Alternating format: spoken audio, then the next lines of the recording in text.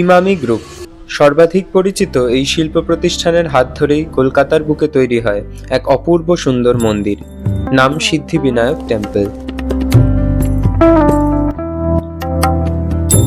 1974 সালে দুই বন্ধু আর.এস. আগারওয়াল এবং আর.এস. গোয়েঙ্কা বড়বাজারের পুরনো মল্লিক বাড়ি থেকে শুরু করেন এই প্রতিষ্ঠানটির যাত্রাপথ।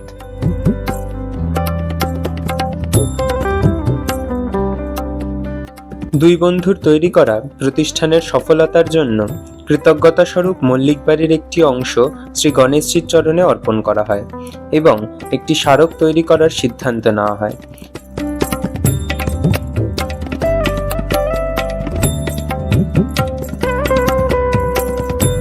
তাদের এই সিদ্ধান্ত বাস্তবায়নের জন্য 2015 সালে মল্লিক বাড়ির এক ভগ্নপ্রায় স্থাপত্যকে সংস্কার করে তৈরি করা হয় Shri Siddhivinayak temple.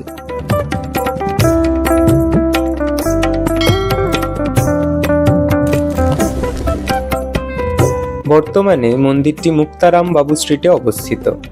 MG road metro station থেকে 10 মিনিটের হাঁটা পথ। মন্দিরের অভ্যন্তরীণ অংশে প্রবেশ করলে দেখা যায় যে এটি অত্যন্ত সাজানো এবং সুন্দরভাবে সংরক্ষিত আছে। মন্দিরের মূল আরাধ্য দেবতা প্রভু গণেশের একটি অতি সুন্দর বিগ্রহ স্থাপিত আছে গর্ভগৃহে।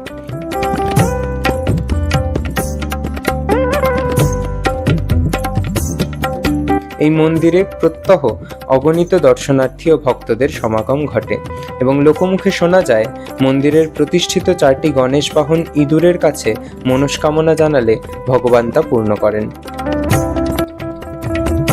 এছাড়াও মন্দিরের মধ্যে পুজো দেওয়ার সুব্যবস্থা আছে।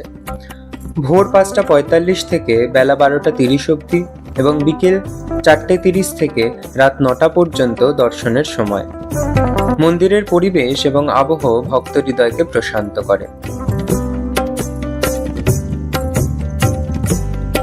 2020 সালের 28 ফেব্রুয়ারি সর্বসাধারণের জন্য মন্দিরের দ্বার উন্মুক্ত করা হয়। মন্দিরের ট্রাস্ট বিভিন্ন সমাজসেবামূলক কর্মকাণ্ড যেমন স্বাস্থ্যসেবা, কর্মসংস্থান এবং স্কিল ডেভেলপমেন্টের মাধ্যমে সমাজে এক উল্লেখযোগ্য ভূমিকা পালন করে।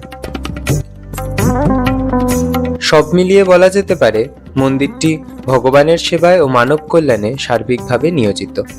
ধন্যবাদ।